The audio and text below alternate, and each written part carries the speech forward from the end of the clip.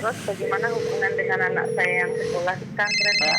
Ini mau nanya. Kewajiban kita di dalam menyikapi Terima kasih, Bapak. dalil Al-Quran dan Assalamualaikum Sunnah. warahmatullahi wabarakatuh. Bismillah. Assalamualaikum warahmatullahi wabarakatuh. Alhamdulillah. Wassalatu wassalamu ala rasulillah wa ala alihi wa sahbihi wa man tabi'u bi ihsanin ila yaumiddin. Amma ba'd. Para pemirsa Fatwa TV dan pendengar radio yang semoga selalu dalam rahmat, hidayah dan taufik dari Allah Subhanahu wa taala. Alhamdulillah, senang sekali kita dapat kembali berjumpa dalam program kesayangan kita, Live Interaktif Fatwa TV, dengan tema keimanan, doa dan zikir. Yang mana program ini pemirsa alhamdulillah diampu oleh Ustadz kita Dr. Muhammad Nur Ihsan Hafizahullah Ta'ala, yang juga beliau merupakan salah satu anggota dari Dewan Fatwa Perhimpunan Al-Irsyad.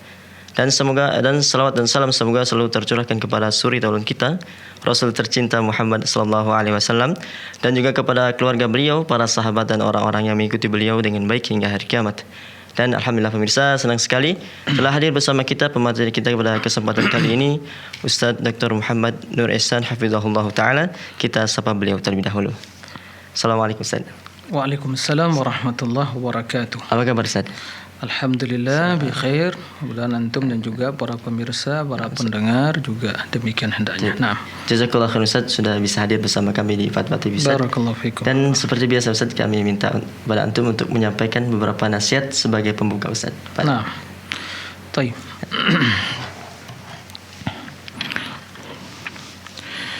Bismillahirrahmanirrahim. Assalamualaikum warahmatullahi wabarakatuh.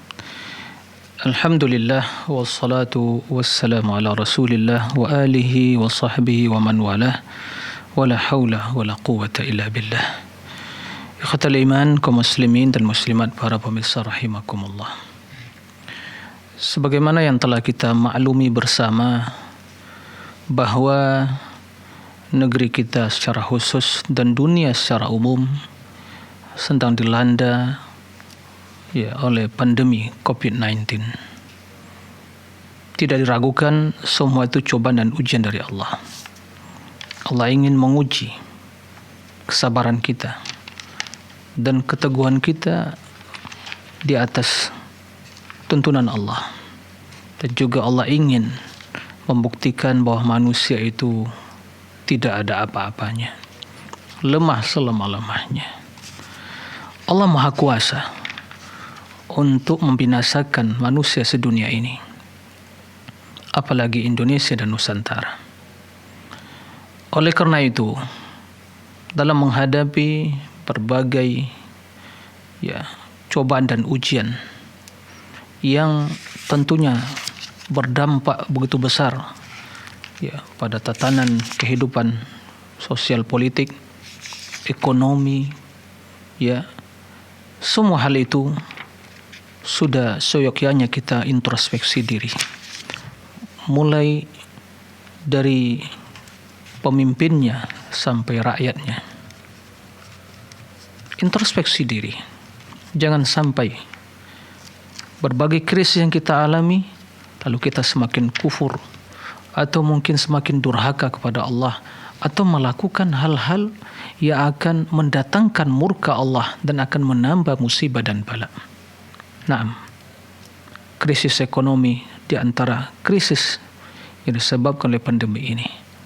Tapi kita yakin sumber daya alam, sumber daya manusia negeri Nusantara ini begitu banyak. Maka mari kita melakukan sebab-sebab dan berbagai hal yang akan bisa membenahi diri kita, mengatasi berbagai krisis ekonomi dengan melakukan hal-hal yang tidak bertentangan dengan norma-norma agama. Kembali kepada Allah, bertaubat kepada Allah, bukan melakukan hal-hal yang akan mengundang murka Allah, melegalkan hal yang haram, membuka pintu-pintu kemaksiatan. Tentu hal itu akan menambah murka Allah, akan menambah krisis yang lebih parah lagi dari krisis yang kita hadapi. Maka mari kita beristighfar kepada Allah, kembali kepada Allah, dan memohon kemudahan, pertolongan, mulai dari pemimpinnya sampai masyarakatnya dan seluruh kita yang menjadi bagian dari bangsa ini. Perlu kita cermati bagaimana nasihat wasiat Nuh kepada kaumnya. wa qultu astaghfiru rabbakum innahu kana ghaffara yursilis samaa 'alaikum midrara wa yumdidkum bi amwali wa banin wa yaj'al lakum jannati wa yaj'al lakum anhara. Aku katakan kepada mereka kaumku, beristighfarlah kepada Allah, bertaubat kepada Allah. Bertaubat kepada Allah, terutama tokoh-tokoh masyarakat menjadi contoh dan tauladan bagi masyarakat. Hendaknya mereka menjadi orang-orang dalam barisan terdepan untuk kembali kepada Allah, mengajak umat, memperbaiki bangsa ini, keluar dari krisis ekonomi ini, kemiskinan dan hal-hal yang akan bisa merusak kemaslahatan kita bersama. Bertobat kepada Allah. Jangan sampai kita semakin diuji, semakin jauh dari tuntunan Allah. Semakin datang musibah, kita semakin membuat hal-hal yang mendatangkan murka Allah. Maka istighfar, bertaubat. Ya, tinggalkan kezaliman. Mudah-mudahan demikian Allah akan menjaga kita, mengangkat berbagai cobaan, problematika yang kita hadapi ini. Yursilis sama alaikum midrar. Allah akan turunkan hujan yang deras. Wa yumdidkum bi amwal wa banin. Allah akan berikan harta yang banyak kepada kalian juga keturunan. Sudah seyogyanya kita introspeksi diri.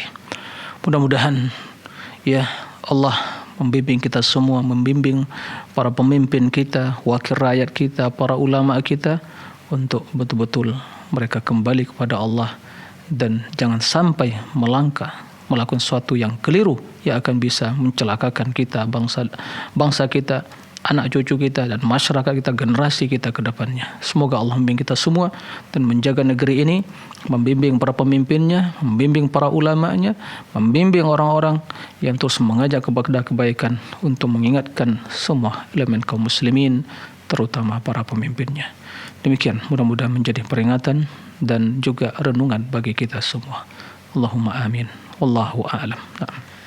Jazakallah khairan Ustaz atas nasihatnya Ustaz. Na'am, barakallahu Fikum barakallah. Demikianlah para pemirsa Fatwa TV, nasihat pembuka dari Ustaz. Semoga apa yang Ustaz sampaikan bermanfaat untuk kita semua.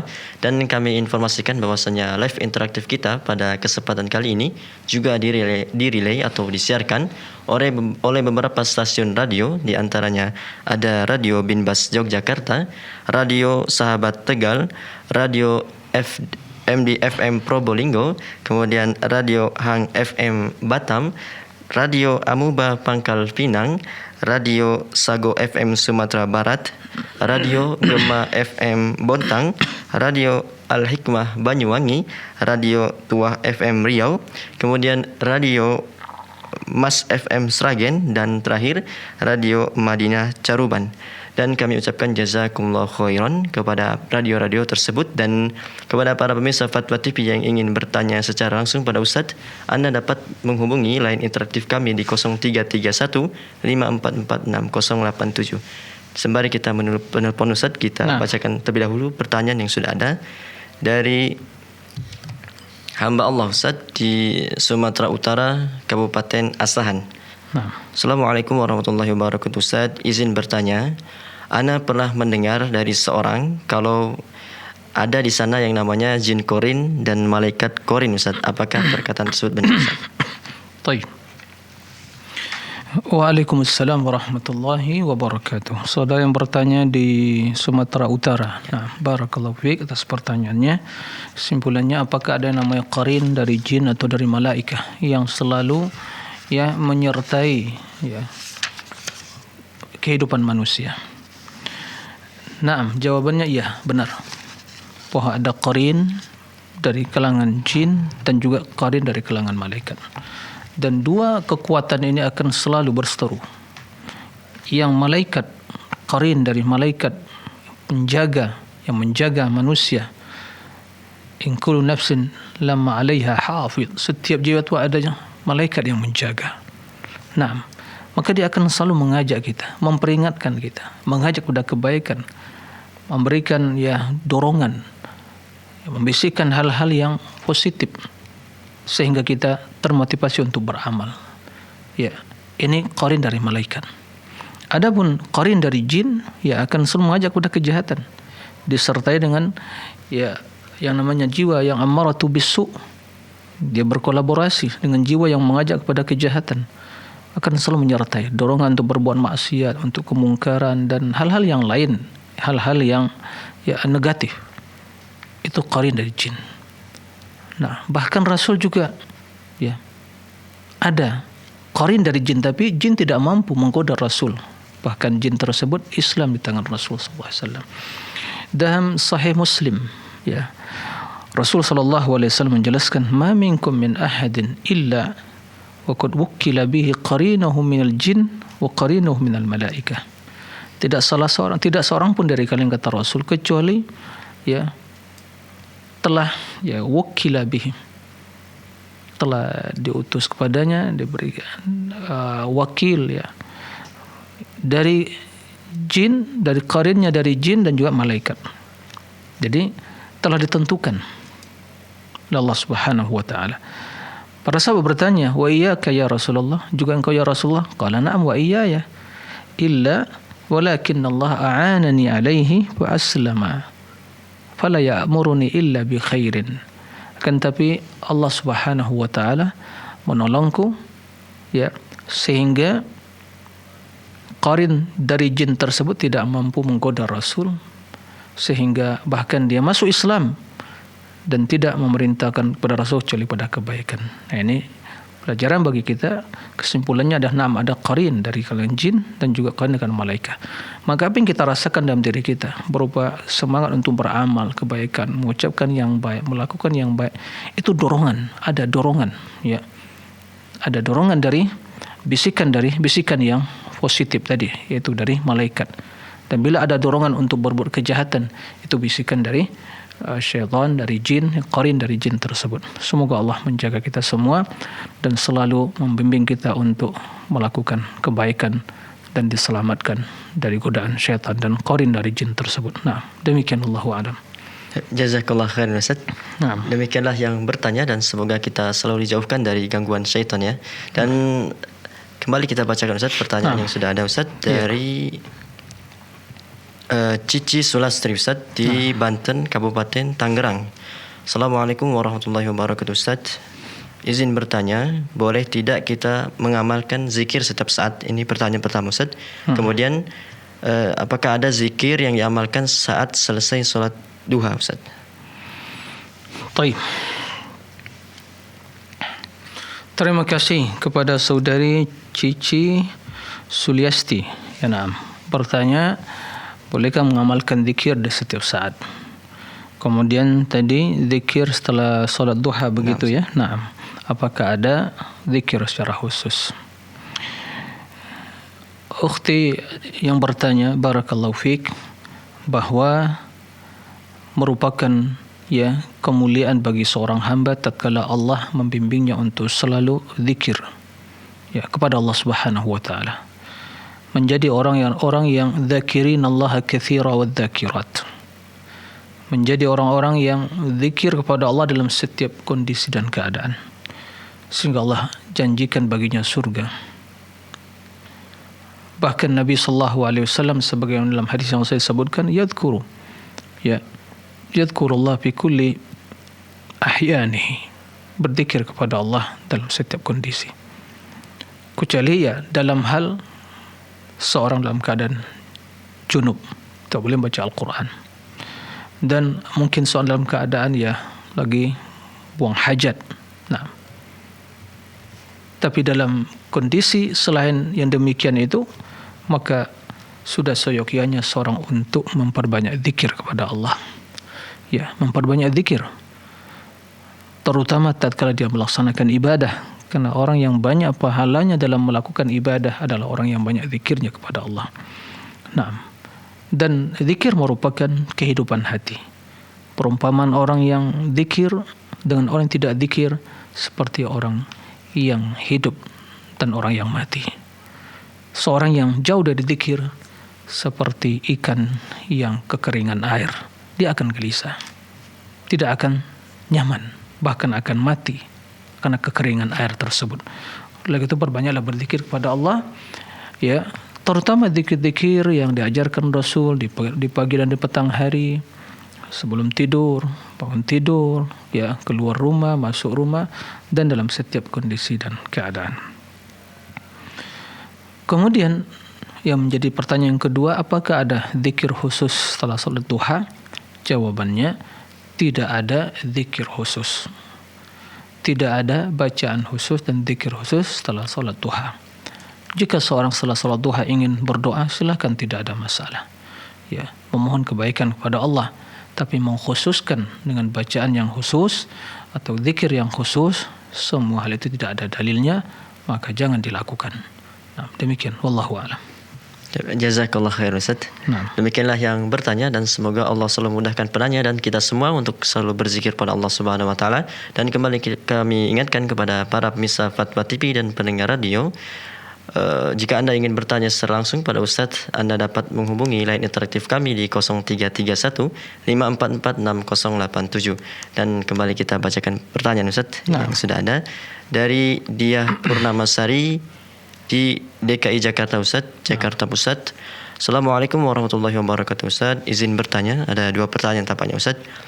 Pertanyaan pertama, bagaimana menghindari diri supaya tidak timbul riya dalam beribadah Ustaz?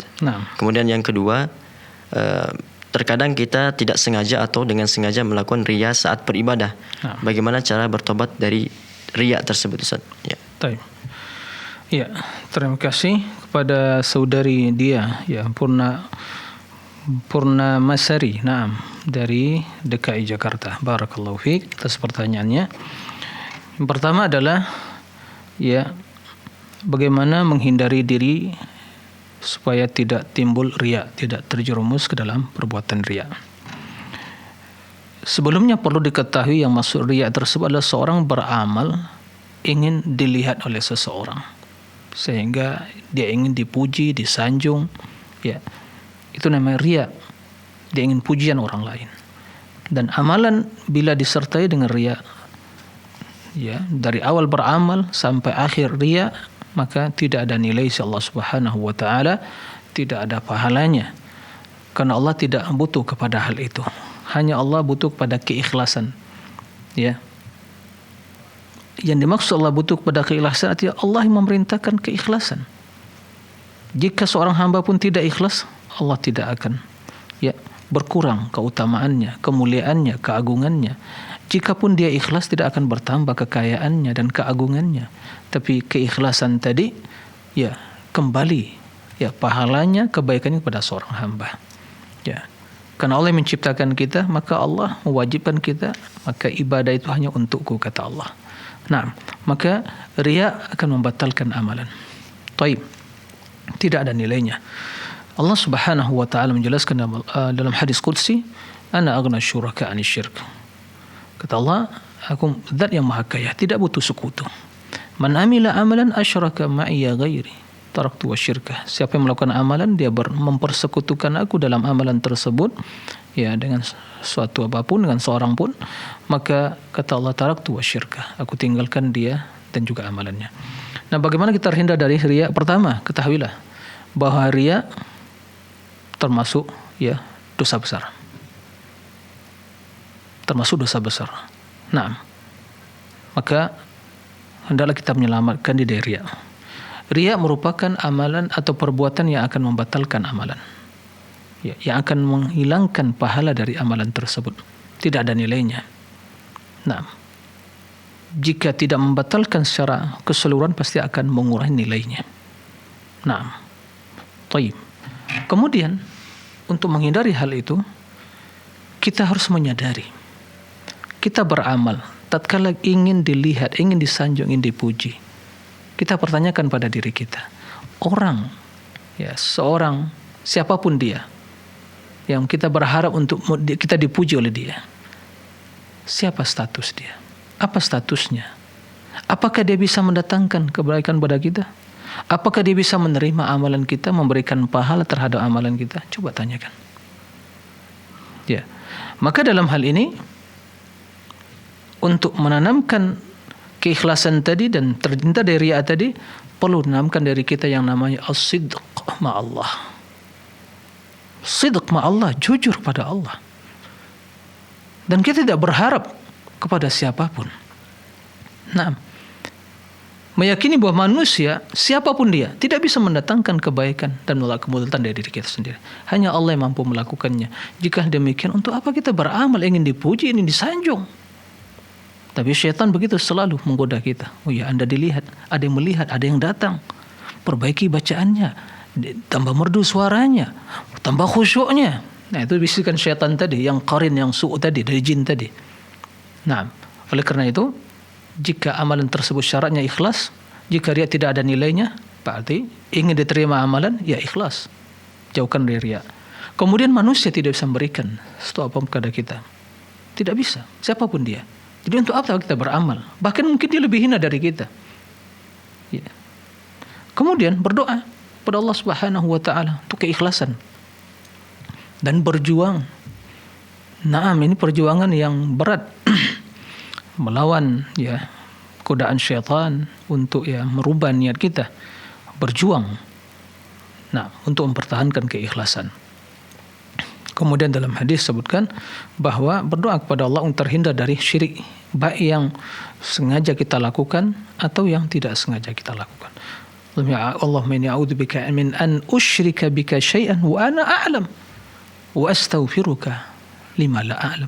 Ya Allah, aku berlindung ya kepadamu dari perbuatan syirik yang aku tidak mengetahui, dan aku memohon keampunan terhadap perbuatan syirik yang mungkin pernah aku ketahui dan aku kerjakan. Nah, itu diantara hal yang harus dilakukan untuk ya menghindari perbuatan riya tadi. Kemudian terkadang sengaja atau tidak sengaja melakukan riya beribadah. Bagaimana cara bertaubat? Ya seperti tadi, bertaubat diantaranya memohon keampunan kepada Allah tadi. Kemudian untuk terus jaga niat, meningkatkan keikhlasan, mengucapkan ya asyhadu an la ilaha illallah Rasulullah, asyhadu an la ilaha illallah, asyhadu anna Muhammadar Rasulullah. Kita hanya mengikuti Rasulullah SAW, kita hanya beribadah kepada Allah tulus, dan merenungi kalimat tauhid dihayati, karena sesungguhnya kalimat tauhid kalimatul ikhlas. Jadi bukan sekadar tinggalkan, tidak, renungi kembali kalimat tauhid itu tatkala kita mengucapkan asyhadu an la ilaha illallah. Itu berarti kita berikrar bahwa hanya ikhlas tulus beribadah kepada Allah. Nah, begitu bentuk taubatnya. Semoga Allah menerima amal ibadah kita dan menjauhkan kita dari riya dan menerima taubat kita. Naam, dari segala dosa. Naam. Allahumma amin. Demikian wallahu a'lam. Ya, jazakallah khairan wa barakallahu fik. Dan demikianlah yang bertanya. Semoga Allah selalu memudahkan atau menolong penanya dan kita semua untuk selalu ikhlas dalam beribadah kepada Allah Subhanahu wa taala. Dan sudah ada penelpon yang bergabung, Ustaz. Kita sambut terlebih dahulu. Assalamualaikum Fatwa TV. Assalamualaikum. Ya, Waalaikumsalam warahmatullahi wabarakatuh. Dengan Bapak siapa di mana? Dengan hamba Allah di Jakarta. Ya, silakan. Pertanyaannya terkait doa istikharah. Ya, silakan, Pak. Ketika menyebutkan hajat dijaharkan atau di-share aja? Oh ya. Cukup, Bapak? Cukup, insyaallah. Nah. Jazakallah khairan. Baik. Waalaikumsalam warahmatullahi wabarakatuh. Kepada hamba Allah di Jakarta, barakallahu fiik. Jadi dalam doa istikharah, seorang ingin ya melakukan sesuatu, dia mungkin dia ada kedua pilihan dan dia ragu mana yang mau dipilih, ya. Maka dia minta kebaikan kepada Allah. Allah yang mengetahui ilmu yang ghaib, Allamul ghuyub, dan Allah yang maha kuasa. Maka dia memohon ya pertolongan kepada Allah untuk memberikan yang terbaik atau memohon petunjuk agar dibimbing kepada yang terbaik. Dalam hal ini permohonan kita punya hajat, mungkin beli rumah atau mungkin ya memulai bisnis misalnya atau yang sejenisnya ya, dalam urusan dunia dan urusan agama, maka memohon pertolongan kepada Allah agar dibimbing pada yang terbaik. Disirkan atau dijaharkan, keduanya boleh, tidak masalah. Dia jaharkan ya atau disirkan, Allah mengetahui. Tapi sesungguhnya doa itu ya, karena kita berdoa kepada Allah, memohon kepada Allah, maka yang lebih utama disirkan. Ya, enggak perlu kita teriak-teriak, enggak perlu dijaharkan. Kalaupun dijaharkan, ya kita yang mendengar atau mungkin istri atau anak yang ada di samping kita. Ya, seperti itu. Karena kita memohon kepada siapa? Kepada Allah. Allah mengetahui di mana saja kita. Innakum lan tad'u as-samma wala ghaib. Kalian bukan berdoa kepada zat yang tuli atau mungkin yang tidak ada. Lakin kata Rasulullah SAW, ya, bahwa yang kalian seru tersebut qaribun, ya, sami'un qarib, mendengar dan dekat. Nah, seperti itu. Jadi lebih utama disirkan saja. Nah, demikian, wallahu a'lam. Jazakallah khair Ustaz wa barakallahu fik. Demikianlah yang bertanya, semoga Allah selalu memudahkan urusan penanya dan kita semua. Dan kembali kita bacakan pertanyaan Ustaz yang sudah ada dari Eko Kristianto Ustaz di Jawa Tengah, Kota Semarang.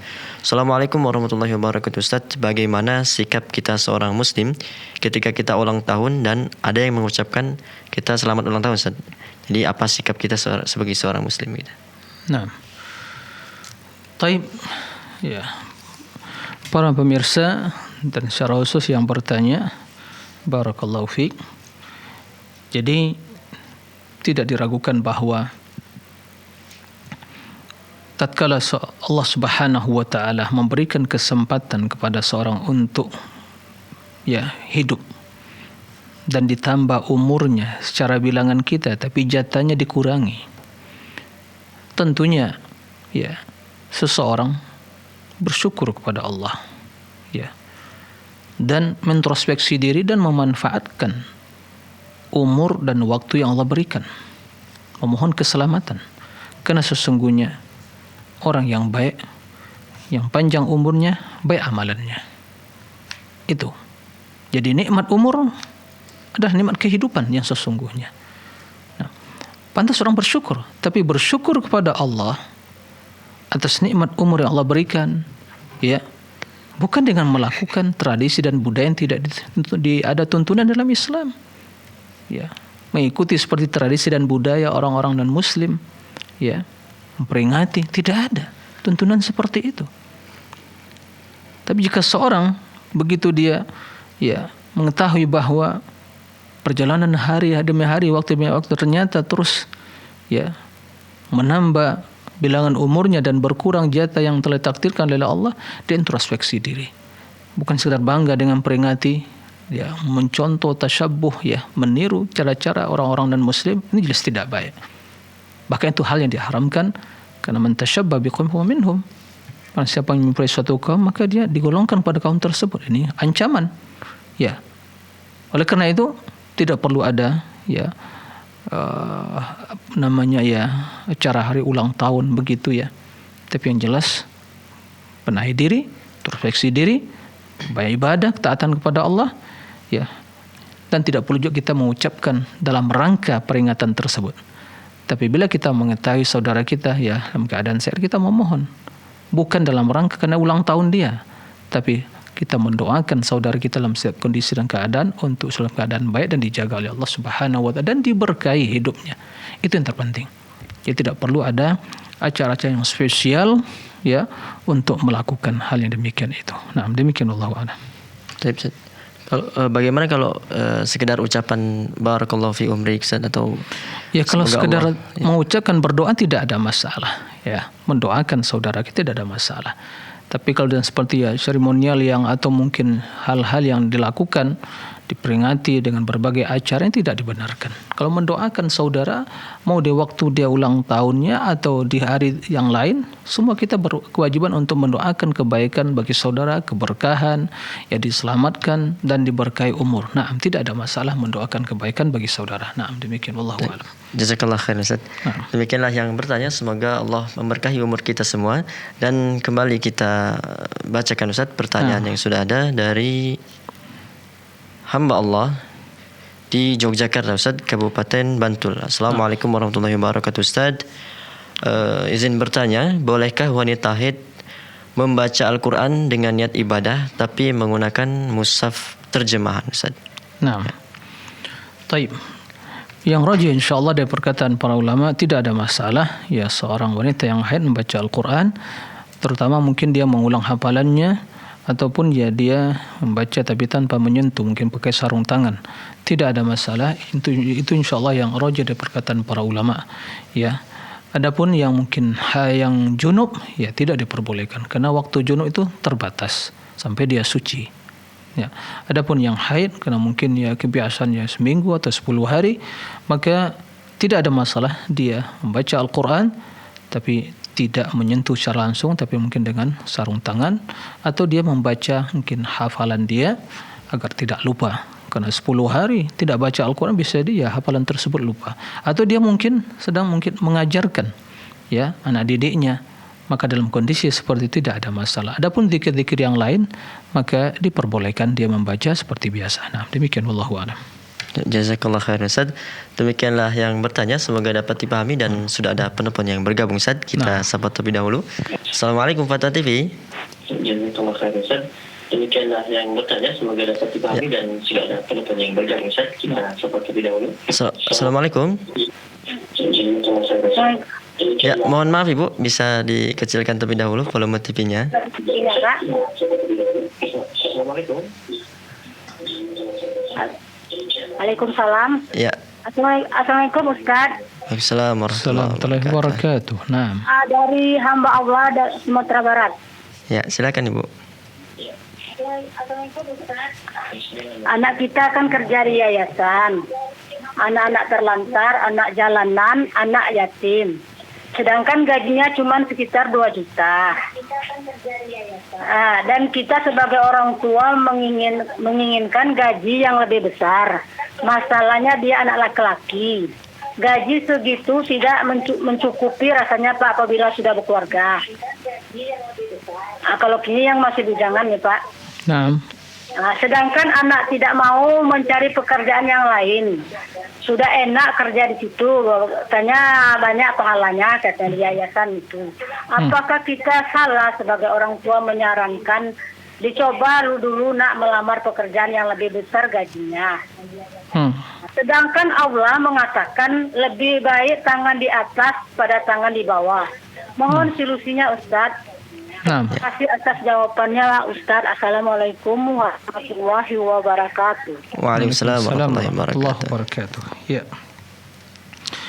Terima kasih kepada Ibu ya hamba Allah di Sumatera Barat. Barakallahu fiik. Semoga Allah memberikan kemudahan kepada ibu, keluarga, kepada anak dan seluruh kita kaum muslimin di mana saja berada. Allahumma amin. Berkaitan dengan pertanyaan ibu ya, dia memiliki anak yang bekerja di yayasan mungkin sosial ya, tapi ya, gajinya hanya ya mungkin 2 jutaan, sementara jika seandainya dia berkeluarga tentu tidak mencukupi. Lalu apakah salah orang tua menyarankan kepada dia untuk coba mencari pekerjaan yang mungkin gajinya lebih besar? Sehingga dia bisa juga ya untuk memberi, tangan yang di atas lebih dari tangan di bawah. Tapi ibu yang dimuliakan Allah Subhanahu wa taala, tidak diragukan ya bahwa kondisi seseorang tidak sama dan juga ya tingkat atau persepsi dia dalam memahami hidup itu sendiri juga berbeda. Jika dia dengan kondisi 2 jutaan tersebut masa cukup dan qanaah, ya juga dalam kondisi seperti ini, ibu tidak bisa juga memaksakan. Tapi kalau hanya memberikan saran, ya semoga mungkin dengan di tempat yang lain, yang mungkin tempat yang insya Allah juga tidak bertentangan dengan syariat, ya baik dan juga Islami dan lebih mungkin mendapatkan gaji yang lebih besar, maka jika seandainya anak tersebut menerima, yaitu alhamdulillah. Tapi tatkala anak tersebut telah qanaah dengan apa yang ada yang diterima dan dia merasa banyak yang bisa dia lakukan membantu saudara-saudaranya di yayasan sosial tersebut dan dia mengharapkan pahala di sisi Allah selain juga mendapatkan gaji yang juta tersebut, maka tentunya mungkin dia itu melihat lebih baik. Tapi tidak ada masalah orang tua menyarankan ya, apalagi mungkin nanti dia telah berkeluarga. Jadi melihat kondisi tadi, karena tidak sama kondisi seseorang. Tapi berikan saran dengan cara yang baik, ya mudah-mudahan ya apa yang ibu inginkan bisa diterima oleh anak tersebut. Jika tidak, ya tentunya butuh waktu untuk memberikan kesadaran, pemahaman ya. Karena sesungguhnya bila segala sesuatu kita niatkan untuk membantu saudara bi'inillah, keberkahan akan datang. Kendati mungkin dengan gaji yang mungkin lebih kecil. Tapi seandainya di tempat lain ya tidak mendapatkan suasana nuansa yang seperti itu, boleh jadi mungkin dia banyak dapat tapi mungkin keberkahan kurang. Nah, ini yang perlu juga diperhatikan ya, sisi-sisi dalam hal yang kondisi yang seperti itu. Intinya ya saya berdoa semoga ibu dan keluarga anak diberi keberkahan dari Allah Subhanahu wa taala. Nah, demikian wallahu alam. Ya, jazakallah khair Ustaz. Demikianlah yang bertanya, semoga Allah selalu memudahkan urusan ibu beserta keluarga. Dan kembali kami informasikan kepada para pemirsa Fatwa TV dan pendengar radio yang semoga selalu dalam rahmat, taufik dan hidayah Allah Subhanahu wa taala. Bagi Anda yang ingin bertanya secara langsung pada Ustaz, Anda dapat menghubungi line interaktif kami di 0331 544 6087. Dan kembali kita bacakan pertanyaan Ustaz yang sudah ada. Dari Muhammad Zaki Burhanuddin di Jawa Tengah, Kabupaten Sragen. Assalamualaikum warahmatullahi wabarakatuh Ustaz. Izin bertanya, di masjid tempat saya setiap selesai salat maghrib atau setelah salam langsung dimulai dengan membaca Al-Quran yang dibacakan oleh seorang ustadz. Ustadz ini membacakan satu ayat Quran lalu ditirukan oleh para jamaah Ustadz. Selesai menirukan, lalu imam membacakan arti ayat dan penjelasannya. Apakah hal ini termasuk diperbolehkan Ustaz? Kemudian yang kedua Ustaz, lalu bagaimana sikap saya setelah zikir? Apakah langsung meninggalkan masjid atau menunggu ustadznya selesai menyampaikan ceramah Ustaz? Taib. Terima kasih kepada saudara ya Zaki Burhanuddin di daerah Jawa Tengah. Barakallahu fiik atas pertanyaannya. Dalam hal ini tentu yang dilakukan imam tadi ya menyelisih tuntunan Nabi SAW. Bukan kesalahan dalam membaca Al-Quran. Baca Al-Quran baik. Ya. Akan tetapi keadaan dan tempatnya tidak sesuai dengan tuntunan Nabi SAW. Karena setelah solat fardu yang sesuai dengan tuntunan Nabi SAW adalah berzikir, istighfar 3 kali. Kemudian Allah membaca ya zikir yang telah insyaAllah kita maklumi bersama, Allahumma antas salam wa minkas salam, ya. Kemudian baca la ilaha illallah wahdahu la syarikalah lahul mulku wa huwa ala kulli syai'in qadir. Setelah itu ya Allahumma la mani lima ataita wa la mu'ti lima mana'ta, sampai akhir zikir tersebut. Kemudian mengucapkan subhanallah 33 kali, alhamdulillah 33 kali, Allahu akbar. Tutup dengan la ilaha illallah. Begitu tuntunan Nabi sallallahu alaihi wasallam. Petunjuk yang terbaik adalah petunjuk Nabi sallallahu alaihi wasallam. Nah, setelah itu jika imam ingin menjelaskan makna satu ayat kepada masyarakat, pada jamaah, alangkah baiknya. Tapi dahulukan zikir tadi. Ya, dahulukan zikir tadi. Tapi kalau mungkin sesekali begitu, ya mungkin bisa ditolerir. Tapi kalau terus-menerus seperti itu, ya merugi. Kenapa? Karena tidak bisa mengamalkan tuntunan Nabi tadi. Ya, sunnah Nabi tadi. Jadi ibadah itu bukan dilihat dari sekadar bacaan dan ucapan saja, tapi waktunya diperhatikan. Tatkala selesai solat, yang utama ibadahnya adalah berzikir, bukan baca Al-Quran. Nah, seperti itu. Nah, ini dilakukan. Jadi keliru tentunya. Maka sikap yang bertanya harus menasihati, menyampaikan. Jika seandainya bacaan imam tadi terganggu bagi dia untuk berzikir, maka tidak ada masalah. Selesai solat mungkin dia pergi dan solat sunnah di rumah, tidak ada masalah. Tapi jika dia menetap di sana dan tidak terganggu zikirnya, juga tidak ada masalah. Nah, tapi yang perlu diperhatikan, hendaklah terus melakukan nasihat, pendekatan, menyampaikan dengan baik bagaimana tuntunan ya Nabi SAW dalam melakukan solat dan selesai solat. Nah, demikian. Wallahu a'lam. Ya, jazakallah khair Ustaz. Demikianlah yang bertanya, semoga dapat difahami. Dan kembali sudah ada penelpon yang bergabung Ustaz. Kita sapa terlebih dahulu. Assalamualaikum Fatwa TV. Assalamualaikum warahmatullahi. Ya, dengan Bapak siapa di mana? Bapak Nasrul di Lampung, Pak. Ya, silakan Bapak. Assalamualaikum Ustaz. Waalaikumsalam warahmatullahi wabarakatuh. Barakallahu fikum Ustaz. Wa fika barak ya Pak Nasrul. Naam. Ini kan sekarang ini kan ada fenomena orang menulis kadang-kadang berkata-kata mendapatkan rezeki sedikit, terus dia bilang ini rezeki anak sekolah, ini rezeki anak sekolah. Kadang-kadang anaknya kan masih kecil itu. Gimana itu Ustaz? Apakah boleh seperti itu? Apa memang gimana bagusnya itu? Bagaimana Pak? Ulangi pertanyaan, kurang jelas. Gimana?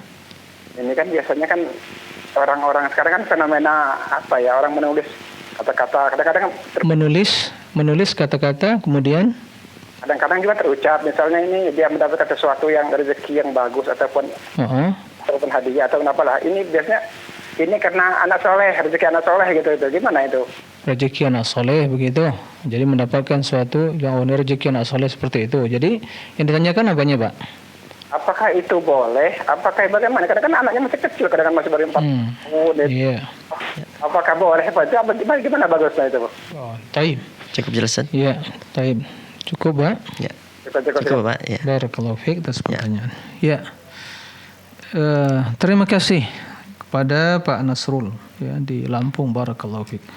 Jadi terkadang kita mendengar seorang mungkin mendapatkan ya sesuatu diberikan kepada anaknya masih kecil gitu ya. Kita katakan ini rezeki anak soleh ini. Ya, pada anaknya masih kecil.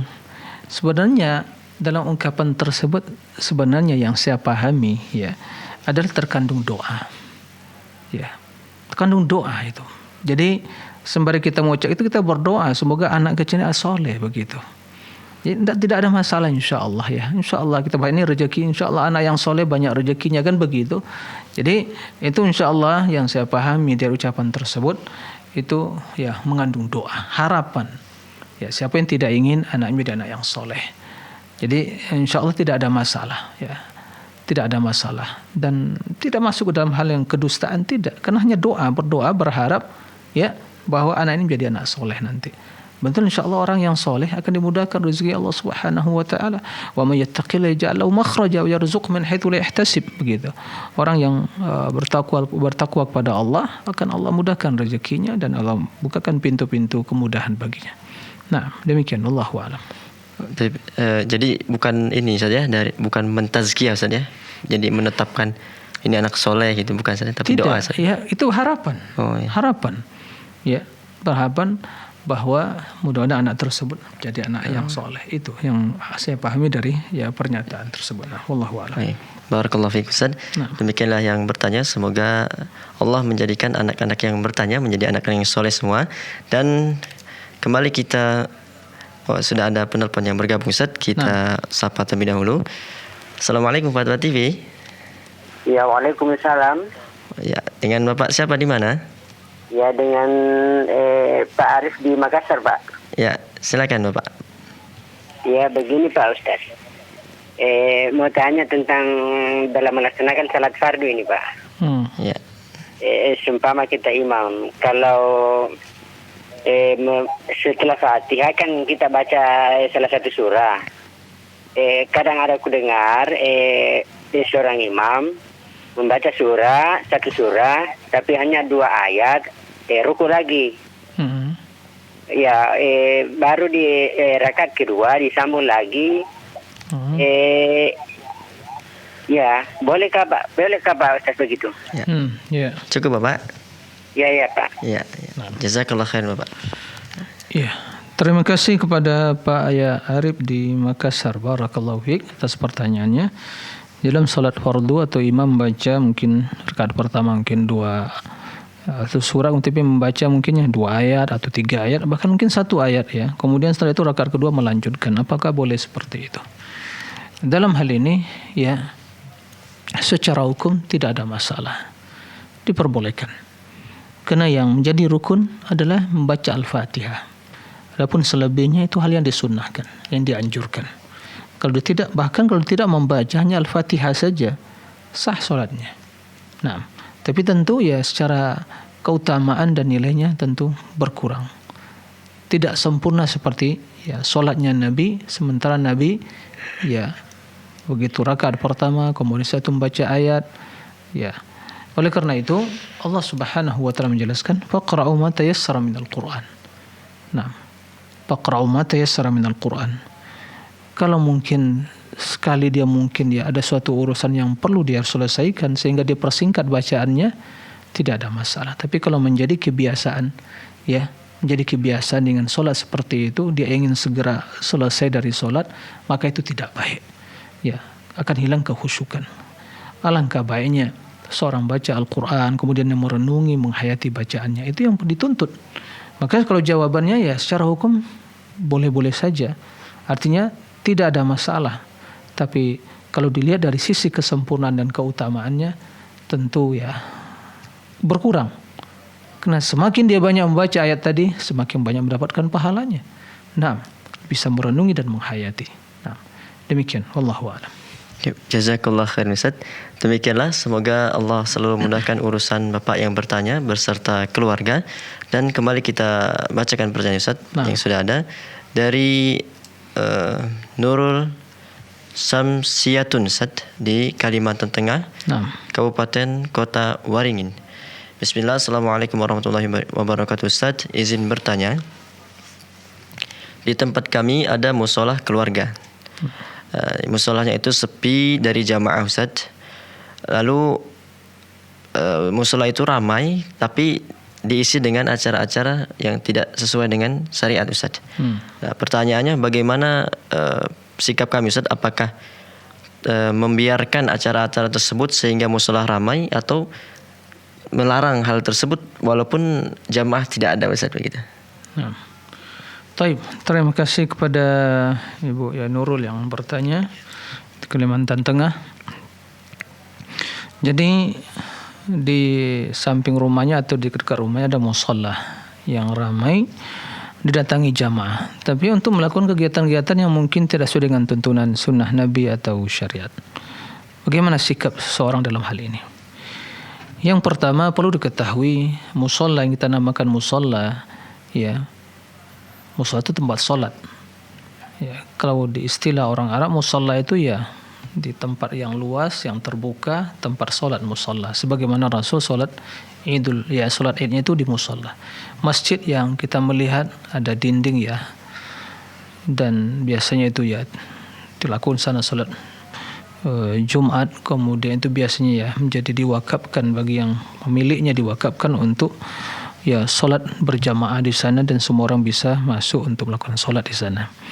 Nah, musola itu ya terlepas dari perbedaan musola atau tidak, ya yang jelas itu tempat untuk beribadah, ya baca Al-Quran atau mungkin sholat gitu, ya maka tidak sepantasnya dilakukan di dalamnya hal-hal yang bertentangan dengan syariat, bertentangan dengan sunnah.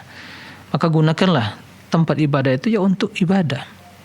Hal yang baik mungkin ya melakukan mungkin tadarusul Quran, kajian ilmu gitu. Adapun melakukan hal yang bertentangan dengan syariat maka tidak diperbolehkan. Nah, sikap seseorang bila melihat hal demikian itu ya menasihati. Ya, menasihati dan berusaha untuk memakmurkan musola itu dengan amalan-amalan yang bermanfaat, amalan yang sunnah sesuai dengan tuntunan Nabi sallallahu alaihi wasallam, dengan dinasihati. Ini butuh kesabaran. Butuh kesabaran, dinasihati, disampaikan bagaimana ya sikap atau bagaimana seharusnya seorang dalam ya memanfaatkan dan menggunakan musola tersebut. Jadi nasihati dengan baik, dengan lemah lembut, karena sesungguhnya kenapa mereka melakukan hal itu? Karena mungkin tidak ada ilmunya, tidak mengetahui. Dan insya Allah dengan cara yang baik, dengan ya lemah lembut disampaikan, insya Allah mereka akan menerima. Apalagi kalau disertai dengan doa agar mereka mendapatkan hidayah. Nah, demikian wallahu a'lam. Jazakallah khairan Ustaz wa barakallahu fiik. Demikianlah yang bertanya, semoga Allah selalu memudahkan penanya dan kita semua untuk selalu beribadah kepada Allah dengan sesuai tuntunan Rasulullah SAW. Dan kembali kami informasikan kepada para pemirsa Fatwa TV yang semoga selalu dalam rahmat, hidayah dan taufik Allah Subhanahu wa taala.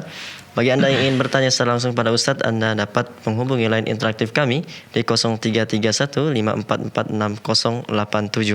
Dan kembali kita bacakan pertanyaan Ustaz yang sudah ada dari Setiawati Ustaz di Banten Ustaz, Kota Tangerang. Assalamualaikum warahmatullahi wabarakatuh Ustaz. Izin bertanya. Dulu waktu belum tahu hukumnya, saya membangun kuburan ibu dan nenek Ustaz. Dan sekarang saya sudah tahu itu haram. Saya mau membongkar, tapi ayah saya marah Ustaz. Sudah didakwahi, sudah dijelaskan, tapi tetap saja tidak mau Ustaz. Ayahnya ini marah Ustaz. Apakah saya membawa dosa Ustaz, mati membawa dosa karena hal tersebut Ustaz? Terima kasih ya kepada Setiawati ya di Banten. Barakallahu fiik.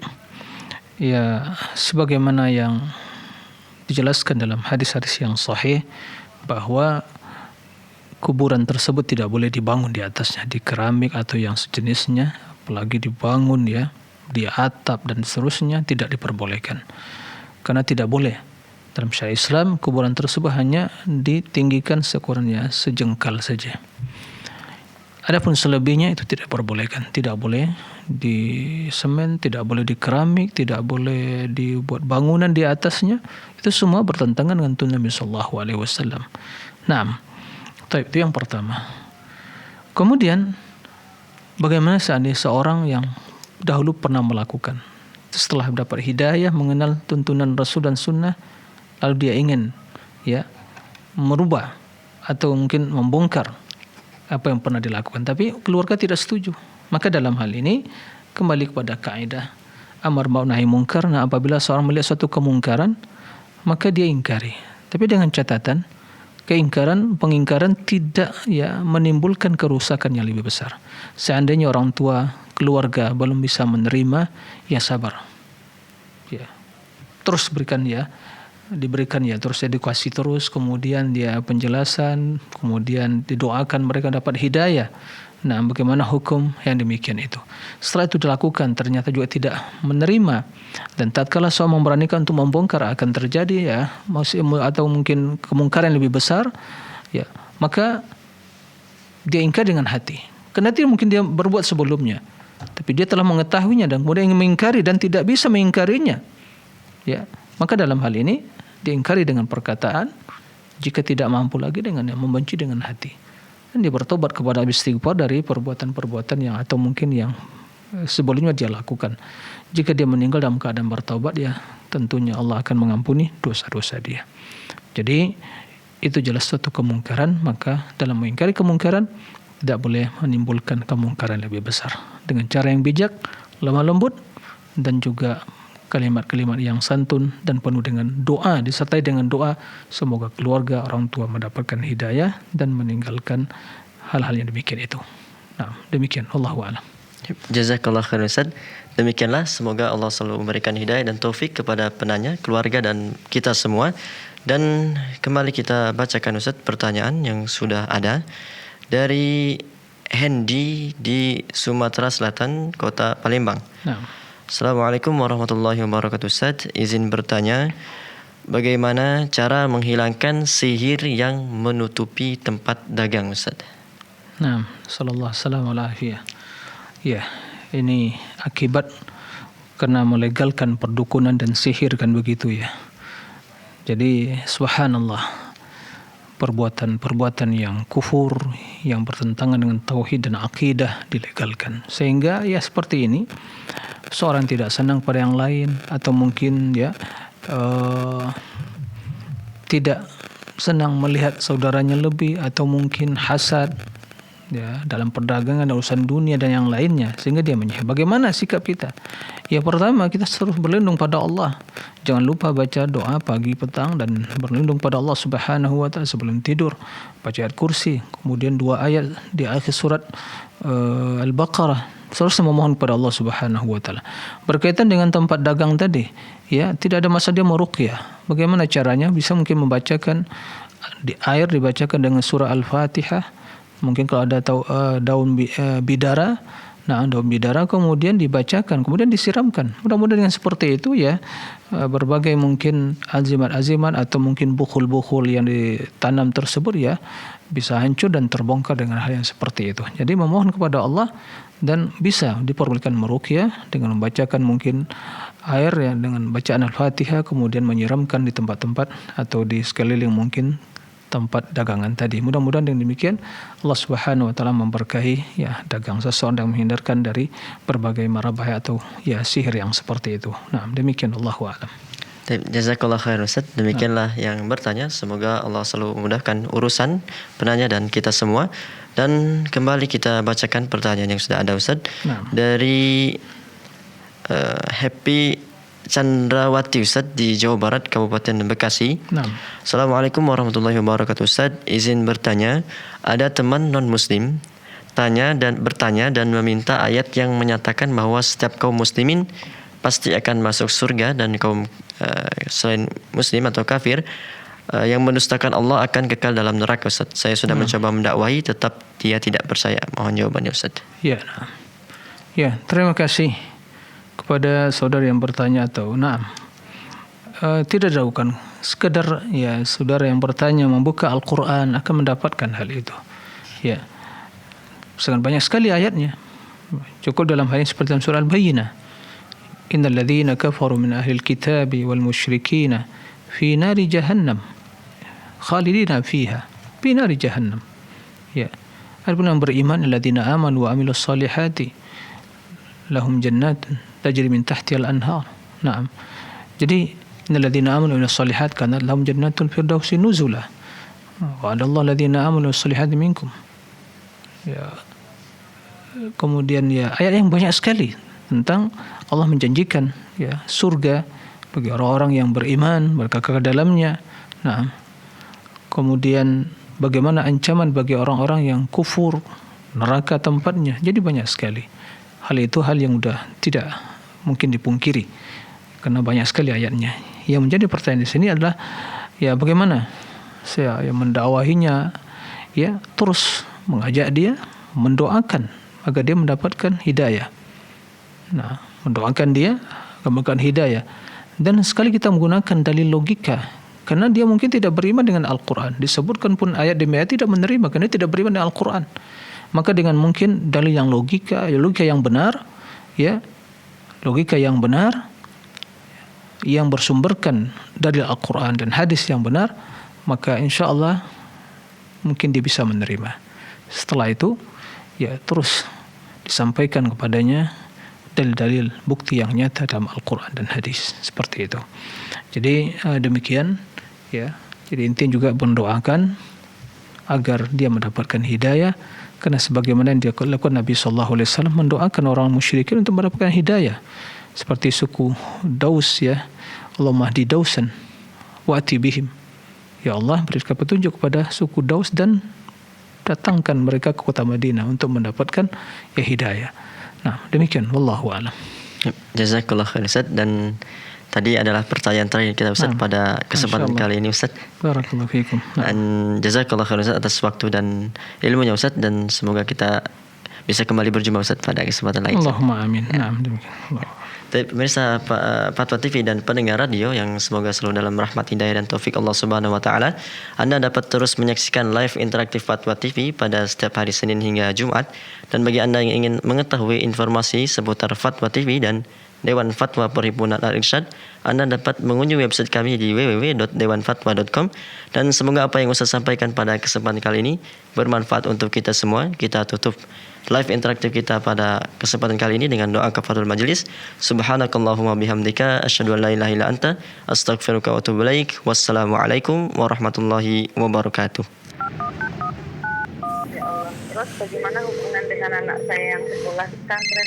Ini mau nanya. Kewajiban kita